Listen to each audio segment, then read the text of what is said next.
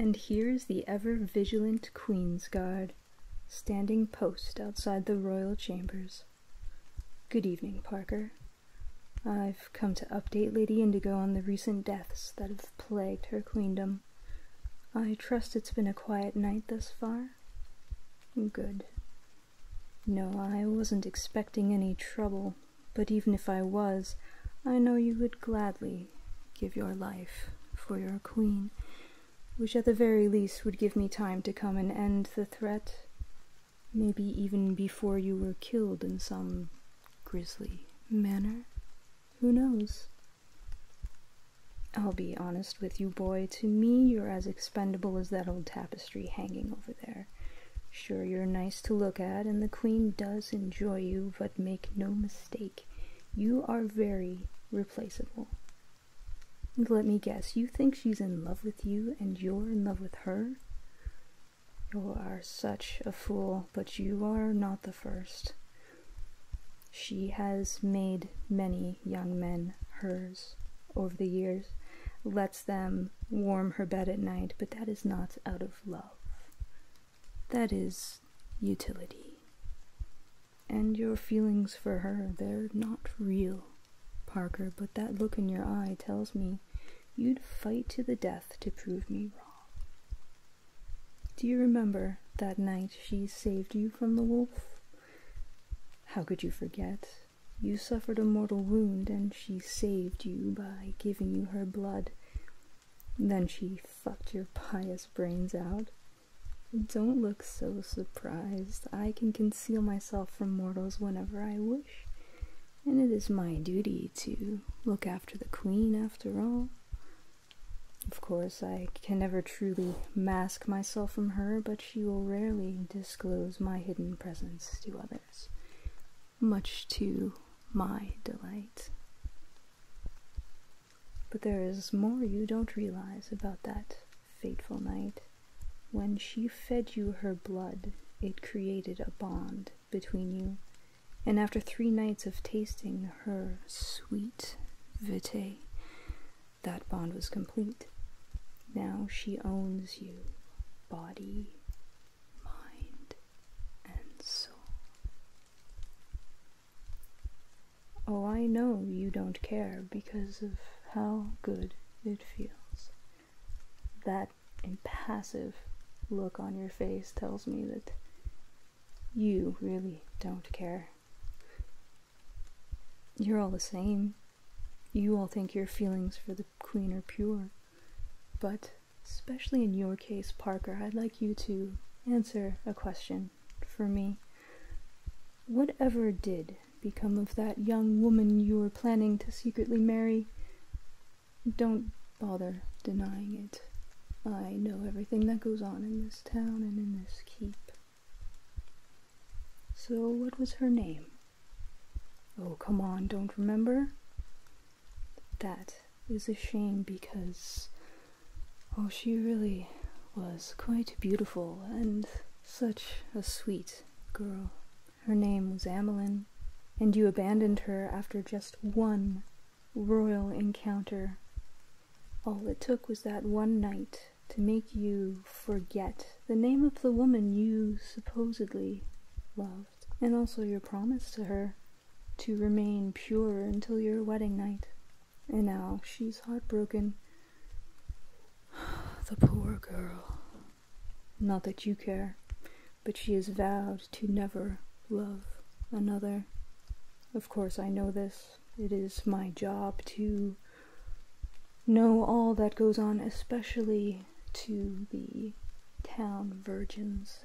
They are of great worth to our queen. To the queen that you're now in love with. To one who has taken your virtue as well as your agency. I know you, Parker. I know how it feels, trust me. And I know that from the time you wake up in the morning to the moment you fall asleep, every single moment you think of the queen. She consumes your thoughts like an unquenchable fire, and you live, you yearn to hear her voice. just one more time, and to look in her eyes, or to feel the touch of her ashen skin against your own, whether it be in her bed or touching fingers as she passes in the hall. Your mind has been placed in a prison, a gilded cage, and this is for you to serve her unconditionally.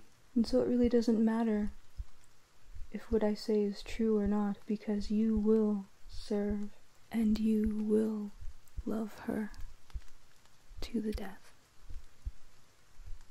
Oh, so now you finally asked the question, am I also bound to her in this way?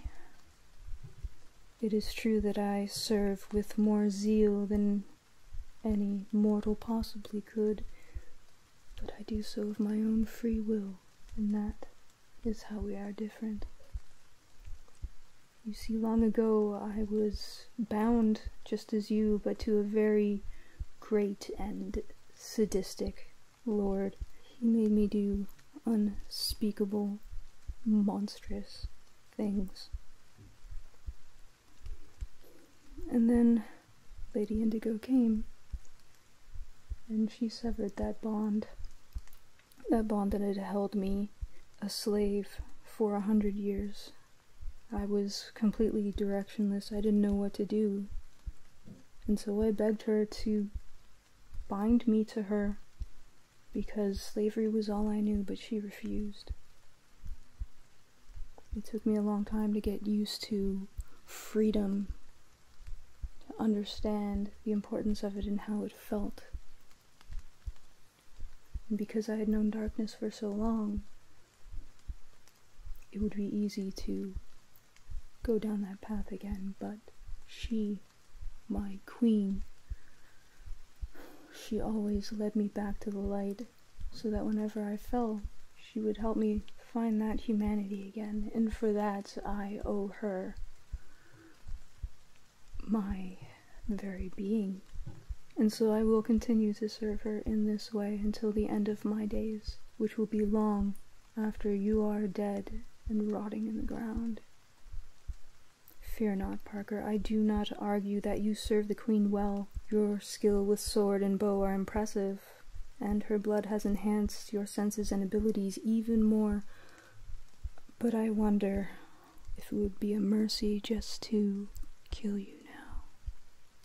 Just throw you down these steps and break that yoke around your neck.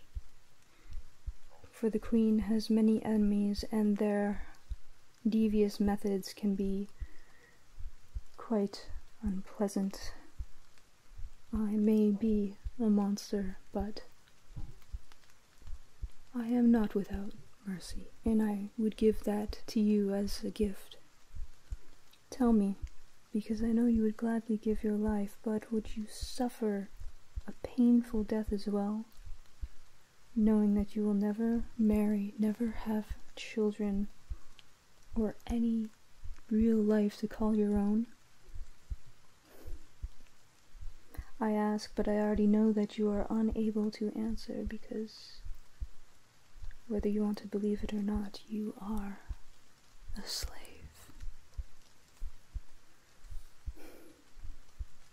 Of course.